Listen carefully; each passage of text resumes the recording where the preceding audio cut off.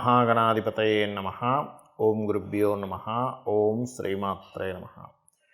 పరమేశ్వర స్వరూపమైనటువంటి జ్యోతిష, వాస్తు మరియు ఇతర అనేకమైనటువంటి శాస్త్రములను మనకు అందించినటువంటి మహర్షులకి నమస్కారం. హయగ్రీవ హయగ్రీవ హయగ్రీవేతి యో వదేత్ తస్స నిస్సరతే వాణి జహ్నుకన్యా ప్రవాహవత్. అరుణాం కరుణాతరంగితాక్షీం ధృతపాశాంకుశపుష్పబాణచాపాం అనిమాదిభిరావృతాం మయూకైః అహమిత్యేవ విభావయే భవానీం. శ్రీమాత్రే నమః. ప్రేక్షకులందరికీ కూడా లలితాంబిక అమ్మవారి యొక్క అనుగ్రహం పరిపూర్ణంగా కలగాలని మనస్ఫూర్తిగా కోరుకుంటూ మనం ఈరోజు చెప్పుకోబోయేటువంటి టాపిక్ ఏంటంటే, చూడండి, చాలామందికి ఒక్కొక్క జాతకాన్ని బట్టి, పర్సనల్ చార్ట్ని బట్టి వారు ఏ దేవత ఆరాధన చేస్తే బాగుంటుంది, అందులోని ఆ దేవతకి ఆ దేవతా సంబంధించిన మంత్ర జపం చేస్తే బాగుంటుందా, లేకపోతే ఆ దేవతా సంబంధించిన లేదా ఆ గ్రహ సంబంధించిన దానం ఇస్తే బాగుంటుందా, తర్పణము చేస్తే బాగుంటుందా. తర్పణము అంటే నీటితో కానీ పాలతో కానీ చేస్తూ ఉంటారు. అదేవిధంగా హోమము చేస్తే బాగుంటుందా అనేటువంటిది ఉంటుంది. అది ఎందుకు తీసుకుంటారు అంటే, వీళ్ళ యొక్క పూర్వజన్మ కర్మ ఒక్కొక్క జాతకానికి స్పెసిఫిక్గా ఒక్కొక్క మార్గం ద్వారా అది నల్లిఫై అవ్వడం జరుగుతూ ఉంటుంది. ఆ రకంగా అది పర్సనల్ చార్ట్ చూడాలి. మరి పర్సనల్ చార్ట్ అనేటువంటిది చూసుకోవాలంటే ఎవరికి వాళ్ళకి తెలిసి ఉండాలి, లేదా ఏదైనా ఆస్ట్రాలజర్ని కన్సల్ట్ చేసి ఉంటే వాళ్ళ లగ్నం నుంచి లగ్నాధిపతి ఎలా ఉన్నాడు, పంచమాధిపతి అంటే ఉపాసనా స్థానాధిపతి ఎలా ఉన్నాడు, లేదా భాగ్యాధిపతి ఎలా ఉన్నాడు, వీళ్ళకి ఏ పర్పస్ మీద అయితే వీళ్ళు పూజ చేస్తున్నారో, లేకపోతే హోమం చేస్తున్నా, తర్పణం చేస్తున్నా, ఆ పర్పస్ని ఫుల్ఫిల్ చేసేటువంటి గ్రహ దశ నడుస్తుందా లేదా, ఒకవేళ నడవనట్లయితే ఆ గ్రహ దశ అనుకూలించేలాగా ఏ దేవతకు చేసుకోవాలనేటువంటిది ఉంటుంది. అయితే ఇవాళ మనం చెప్పుకోబోయే టాపిక్ ఏంటంటే, సహజంగా మీరు పలానా లగ్నంలో పుట్టారు, ఉదాహరణకి మేష లగ్నంలో పుట్టితే ఎవరికి తర్పణం కానీ హోమం కానీ ఇవి చేయాలి, లేదా వృషభ లగ్నంలో పుడితే ఏంటి అనేటువంటిది నేను మీకు ఒక్కొక్క లగ్నరీత్యా నేను మీకు చెప్తాను. ముందుగా మేష లగ్నము, మేషరాశి. మేషం వారు అంటే తర్పణం చేయాలా, హోమం చేస్తే ఎక్కువ శాతం ఏది చేయాలి, 4 చేయొచ్చు, తప్పేం లేదు, కానీ ఎక్కువ శాతం ఏది చేయాలి అని చెప్పి చూసుకుంటే మీరు ఎక్కువ శాతము హోమాలు ఎక్కువగా చేస్తూ ఉండాలి. ఎందుకంటే అగ్ని సంబంధించినటువంటి దాంట్లో మీరు పుట్టారు, అగ్ని లగ్నం అంటారు. అదేవిధంగా మీ పంచమం కూడా అగ్ని సంబంధించింది అవుతుంది, నవమం కూడా అగ్ని సంబంధించినటువంటిది అవుతుంది. అలా కాదండి, మాకు జన్మజాతకంలో పంచమాధిపతి పలానా గ్రహాలతో కూడుండి జల సంబంధం వచ్చింది మీ పర్సనల్ చార్ట్లో, అప్పుడు మీరు జల సంబంధం వస్తే జల సంబంధము, భూ సంబంధం వస్తే దానాలు ఇవ్వడము, వాయు సంబంధం వస్తే స్తోత్రం చేసుకోండి. బట్ నేను మీకు జనరల్గా మేషలగ్నంలో పుడితే చెప్తున్నాను, మీ పర్సనల్ చార్ట్లో కాంబినేషన్స్ని బట్టి మారితే దట్ ఈస్ డిఫరెంట్. మరి మేషం వారు ఎవరికి ఎక్కువగా చేయాలి, ఏ హోమాలు ఎక్కువగా చేసుకుంటే మంచిది? సుదర్శన హోమము, ఆదిత్యుడికి సంబంధించినటువంటి సూర్యభగవానుడికి సంబంధించిన ఏదైనా సరే స్తోత్ర పారాయణం చేసుకుంటూ హోమం చేయడం, ఇది అద్భుతంగా పనిచేస్తుంది మీకు. మరి రెండవది ఇంకేమైనా ఉంటుందా అండి? దత్తాత్రేయుడికి సంబంధించిన హోమం, దత్తుడిది. అదేవిధంగా చండీ హోమం బ్రహ్మాండంగా పనికొస్తుంది. ఇంకా వేరే పనికిరావని కాదు ఇక్కడ ఉద్దేశం, బాగా అర్థం చేసుకోండి. ఒక్కొక్క వ్యక్తికి చూడండి, ఒక్కొక్క మెడిసిన్ బాగా పనిచేస్తుంది, ఆ కాంబినేషనే, కానీ నాకు ఆ పలానా మెడిసిన్ బాగా పనిచేస్తుందండి అంటూ ఉంటారు. ఒక వ్యక్తికి ఒకరితో బాగా కుదురుతుంది స్నేహం, లేదా కొంతమందికి ఒక ప్రదేశంలో ఉండే నీరు బాగా ఇదవుతుంది, కొంతమంది వండితే టేస్ట్ బాగా అనిపిస్తూ ఉంటుంది, కొన్ని ప్రదేశాలకు వెళ్తే ఆ ప్రదేశంలో ఉండేది తినబుద్ధి వేస్తూ ఉంటుంది. ఎందుకు అంటే వాళ్ళ పర్సనల్ చార్ట్లో ఉండే కాంబినేషన్స్ని బట్టి ఆయా రిలేటెడ్ సంబంధించినవి వాళ్ళకి బాగా కనెక్ట్ అవుతూ ఉంటాయి. ఆ రకంగా మేషం వారు ఇది చేయాలి.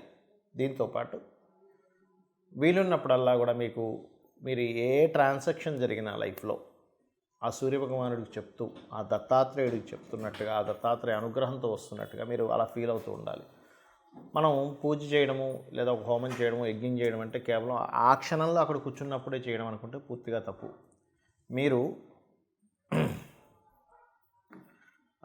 చేస్తున్న ప్రతిసారి కూడా, అంటే మీరు ఒక అన్నం తింటున్నా, లేకపోతే నడుస్తున్నా, చూస్తున్నా, ఏమి చేస్తున్నా కూడా మీకు ఆ భగవత్ సంబంధించినటువంటిది మీకు గుర్తు రావాలి. అలాగనే చేసినట్లయితే మీకు చక్కటి ఫలితాలు వస్తాయి. మరి కొంతమందికి జన్మజాతకం ఉండదు, వాళ్ళ డేట్ ఆఫ్ బర్త్లు తెలియదు, వాళ్ళ లగ్నం తెలియదు, వాళ్ళ రాశి కూడా తెలియదు. అప్పుడు ఏం చేయాలి? జనరల్గా చేసుకునేవి కొన్ని ఉంటాయి. జన్మజాతకం తెలిసి వాళ్ళు తీసుకునే దీన్ని బట్టి ఉంటుంది. ఇది రెండు రకాలుగా ఉంటుంది. ఒకటి మీకున్న సమస్యని బట్టి, రెండవది మీకు సమస్య కాకుండా జనరల్గా చేసుకునేటువంటి పద్ధతి.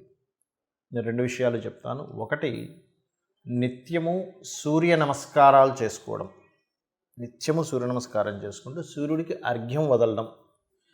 ఇక్కడ మూడు విషయాలు ఎట్ ఏ సేమ్ టైం ఇక్కడ మూడు విషయాలు ఒకటేసారి జరుగుతాయి. ఎలాగా అంటే, ఒకటి, సూర్యుడిని స్తోత్రిస్తున్నాము ఆదిత్య హృదయంతో, సూర్యభగవాన్ని నమస్కరిస్తున్నాము.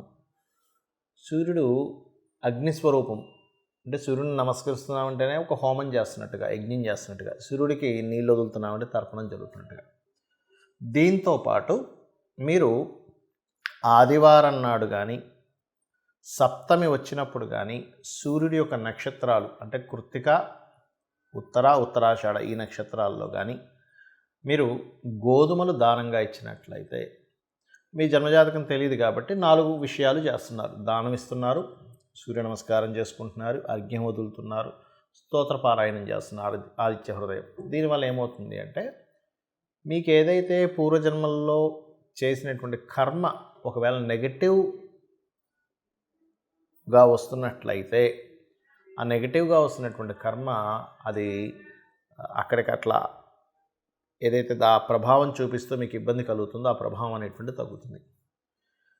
ఇక రెండవది, లలితా సహస్రనామాలు మరియు పితృదేవత సంబంధించిన ఆరాధన. అంటే ఎలాగండి? మీకు డేట్ ఆఫ్ బర్త్ టైం ఏమీ తెలియవు. అప్పుడు ఏం చేయాలంటే, దేవీ భాగవతంలో అమ్మవారే స్వయంగా చెప్పినటువంటి తిథులు కొన్ని ఉన్నాయి. దాని తర్వాత ఇంకో 2 తిథులు కొంతమంది పెద్దవాళ్ళు చేర్చారనుకోండి. అవి ఏమిటి అంటే, ఒకటి చతుర్దశి, అష్టమి, నవమి. ఈ 3 తిథుల్లో నా యొక్క అనుగ్రహం అంటే అమ్మవారి యొక్క అనుగ్రహం చాలా దగ్గరగా ఉంటుందట. ఆ సమయంలో ఎవరైతే దేవీ భాగవత పారాయణం కానీ, చండీ సప్తశతి కానీ, ముఖ్యంగా లలితా సహస్రనామాలు కానీ ఎవరైతే పఠనం చేస్తారో, అంటే బాగా తీవ్రమైనటువంటి కష్టంలో ఉన్నారు, లేకపోతే బాగా తీవ్రంగా ఆగిపోయింది ఏదైనా ఒక విషయం, రోజుకి 27 సార్లు కనుక ఈ తిథుల్లో కనుక చేయగలిగితే మీకున్నటువంటి పూర్వజన్మ పాపకర్మ దగ్ధమవుతుంది. దాని ద్వారా మీరు ఇప్పుడు అనుకున్న సంకల్పం నెరవేరుతుంది. మరియు మొత్తం 5 తిథులు అన్నారు కదండి, 3 చెప్పారు కదా అంటే, తర్వాత చేరినటువంటివి అమావాస్య, పౌర్ణమి కూడా. అమావాస్య, పౌర్ణమి చేస్తే కూడా ఈ యొక్క అమ్మవారి అనుగ్రహం చాలా త్వరగా చాలా ఎక్కువగా వస్తుంది. ఇక పితృదేవత సంబంధించింది కూడా చేయాలని చెప్పాను. అదేమిటి అంటే, ముఖ్యంగా అమావాస్యల సమయంలో కానీ, మీ యొక్క పితృదేవతలకు సంబంధించిన తిథుల్లో కానీ మీరు, అంటే వాళ్ళు గతించినటువంటి తిథుల్లో కానీ మీరు స్వయం పాకము అంటారు. అంటే 1 కిలోనో 2 కిలోలో 5 కిలోలో మీకు తోచినంత మీ స్తోమతను బట్టి బియ్యము, 2 రకాల కూరగాయలు, 2 రకాల పప్పులు, ఉప్పు, చింతపండు, మిరపకాయలు, ఈ రకంగా వండుకునేటువంటి సామాగ్రి ఏదైతే ఉంటుందో, ఒక వ్యక్తి చక్కగా ఇంట్లో వంట వండుకోవడానికి గల సామాగ్రిని మీరు మీకు దగ్గరలో ఆలయంలో ఉన్నటువంటి పురోహితులకి పితృదేవతల కోసం అన్నట్టుగా ఇచ్చినట్లయితే, ఇది కూడా మీ జన్మజాతకంలో ఏదైతే రుణరోగ శత్రు సంబంధించినటువంటి భావం బాగా యాక్టివేషన్ అయ్యి మీరు ఇబ్బంది పడుతున్నటువంటి అంశము చేత్తో తీసేసినట్టుగా ఆ యొక్క ప్రాబ్లం అనేటువంటిది తగ్గుతుంది. అయితే ఇది చాలామంది ఎన్నిసార్లు చేయాలండి అని అడుగుతూ ఉంటారు. ఒకటే గుర్తుపెట్టుకోండి, నిరంతరము చేయండి. ఎప్పుడైతే మీరు దేవతా కార్యాలు కానీ, హోమాలు కానీ, యజ్ఞాలు కానీ, తర్పణాలు కానీ, లేనట్లయితే దానము కానీ మీరు ఎంత చేస్తూ ఉంటారో గుర్తుపెట్టుకోండి, మనం ఎన్ని ఖర్చు పెట్టినా ఒక జీవుడు అంటే ఒక మనిషి జన్మ ఎత్తినప్పటి నుంచి తన తుది శ్వాస అంటే ఆఖరి శ్వాస వరకు కూడా ఎన్నో లక్షలు కోట్లు సంపాదిస్తాడు, ఖర్చు పెట్టేస్తాడు. కానీ ఏది కూడా మన వెంట రాదు. కేవలం భగవత్ సంబంధించినటువంటిది, పరోపకారంగా ఉపయోగించిన ధనం సంబంధించిన పుణ్యము మాత్రమే మన వెంట వస్తుంది, గుర్తుపెట్టుకోండి. కాబట్టి లేదా గోసేవ, గోవులకు వెళ్ళి సేవ చేస్తే కూడా అది పుణ్యంగా వస్తుంది. కాబట్టి ఇది చేయండి. ఖచ్చితంగా మీకు మీ జాతకంలో ఏ దశ నడుస్తుంది, ఏ అంతర్దశ నడుస్తుంది, గోచారంలో ఎలా ఉంది, ఇవేమీ మీరు కంగారు పడాల్సిన అవసరం లేదు. మీకు తెలియకుండానే సకల దేవతల యొక్క అనుగ్రహము, ఆ లలితాంబిక అమ్మవారి యొక్క అనుగ్రహం మీకు కలుగుతుంది. శ్రీమాత్రే నమః.